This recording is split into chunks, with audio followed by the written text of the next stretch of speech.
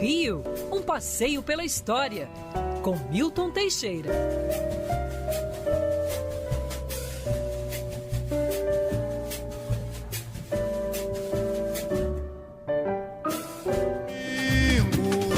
Eu vou ao Maracanã, vou torcer pro time que sou fã. Vou levar foguetes e bandeira, não vai ser de brincadeira, ele vai ser campeão. Não quero. Eu vou de cadeira numerada e estar na arquibancada pra sentir mais emoção.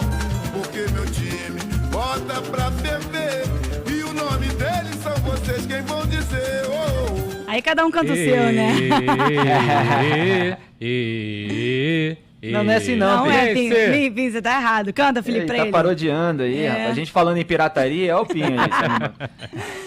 Que saudade que dá do Maracanã, do Neguinho da Beija-Flor, de um bom samba, mas a gente vai passar por tudo isso. E essa música, claro, é porque depois da polêmica envolvendo o nome do Maracanã, troca, não troca, nosso professor Milton Teixeira vai trazer um pouquinho dessa história, vai falar também sobre o nome atual, né? Pelo menos até agora, o Estádio Mário Filho. Professor, bom dia para você. Bom dia, Agatha, bom dia, Felipe, bom dia, Pinho. Olha, realmente é triste essa discussão, né? Esquecer o nome de um dos mais importantes cronistas desportivos que nós já tivemos, que foi Mário Leite Rodrigues Filho. Ele, na sua época, era considerado assim a voz do povão. Foi ele que criou a expressão Fla-Flu. E outra coisa também, foi ele que criou os desfiles de escola de samba. Sabia disso? Pelo seu jornal Mundo Esportivo. E agora quer tirar o nome dele, sem mais nem menos. O Maracanã é outra história, né? O Maracanã ali por causa do Rio. Maracanã que tinha Maracanã pra caramba. Maracanã é um papagaio, aliás, muito safado. Eu tive com um deles em mãos, quis tirar meu óculos e jogar no chão. Pois é. Bem carioca. É muito bonitinho, bem carioca, bem safado mesmo. Bem safado. Só que os Maracanã já pularam fora dali há muito tempo. Aquele local ali era um canavial dos jesuítas do século XVIII, fez parte dos terrenos dos nobres no século XIX, foi do Paulo de Fronten que ali fez o Derby Club, prado de corrida de cavalo que funcionou até 32, depois foi depósito de lixo do Exército, até que em 38 decidiram que a Copa de 42 ia ser no Brasil, não foi, mas em 46 a FIFA retomou o tema e decidiu que a Copa de 50 ia ser. Aí começou uma guerra para construir o estádio. Você tinha um grupo de políticos que apoiava, dentre os quais estava o cronista Mário Rodrigues Filho, Mário Filho e Ari Barroso, e tinha o arqui-inimigo principal, que era Carlos Lacerda. Lacerda não queria o Maracanã de jeito nenhum. Lacerda argumentava, devia se investir em hospitais. Aí o Mário Filho dizia, sim, mas se você investe em estádio, está investido em esporte, esporte é saúde, e investido em saúde, você está investindo na melhoria da saúde do povo brasileiro e vai precisar de menos hospitais. É uma teoria meio louca, mas teve que se inventar isso na época. E o Lacerda queria o Maracanã na Barra da Tijuca, o Ari Barroso disse, vai todo mundo morrer de malária, vai ser uma vergonha mundial.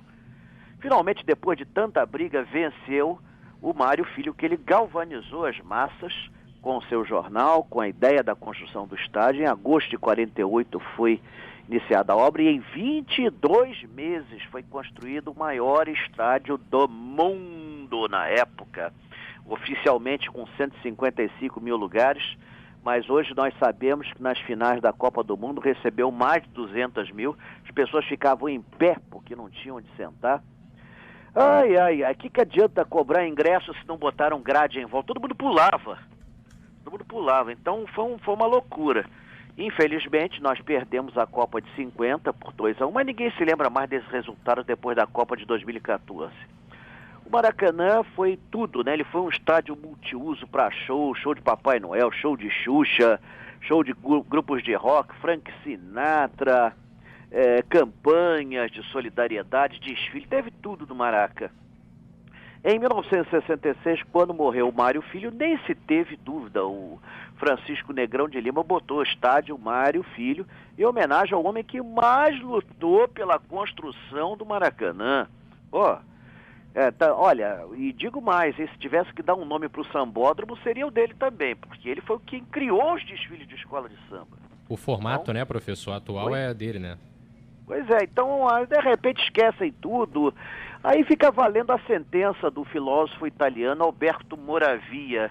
O futebol, apesar do dinheiro que movimenta, ele não muda o mundo e nem faz história. Isso é a prova de que Moravia estava certo.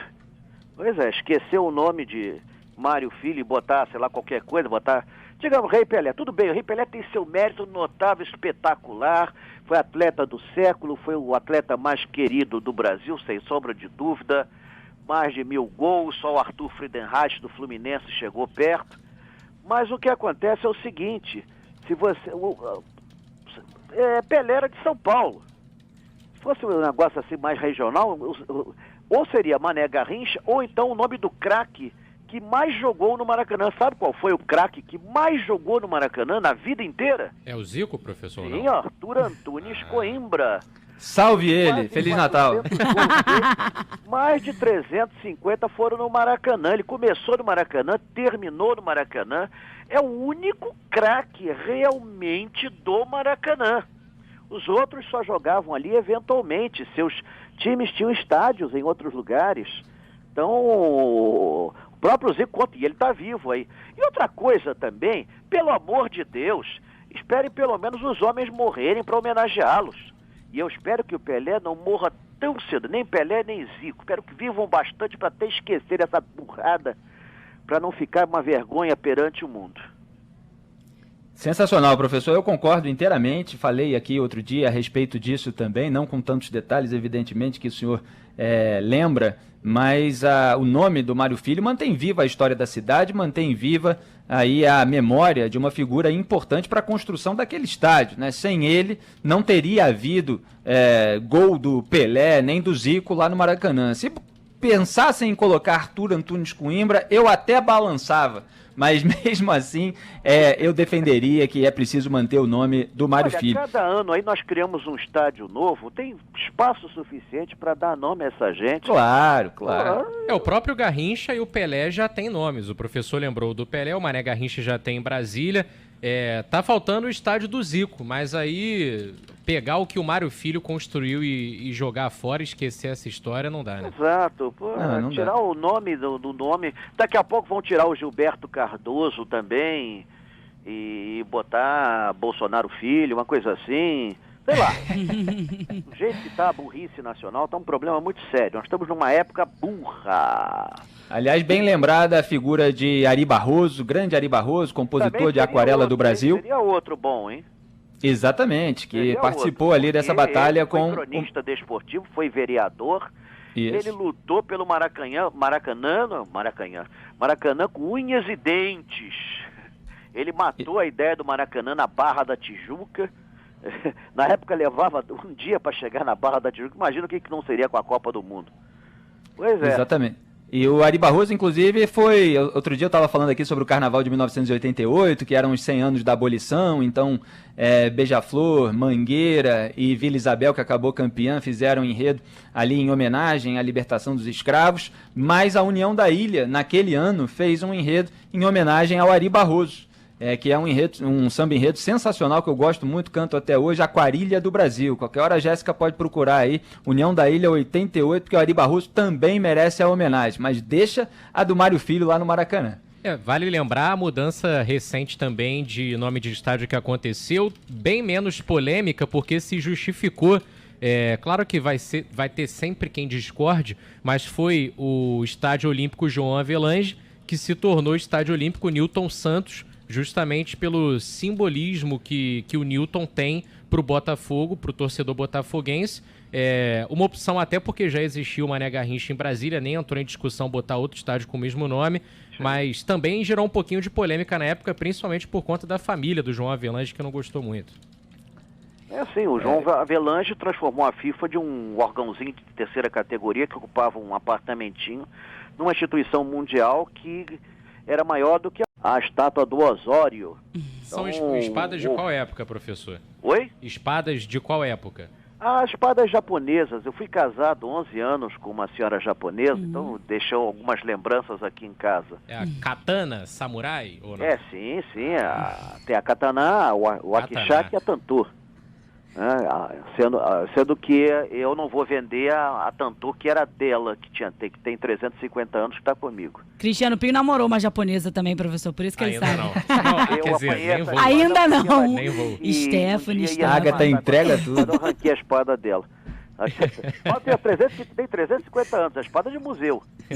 Professor Milton Teixeira que volta na semana que vem. Professor, um beijo pra você. Obrigada. Então, e até amanhã, lá Sayonara. na Praça 15.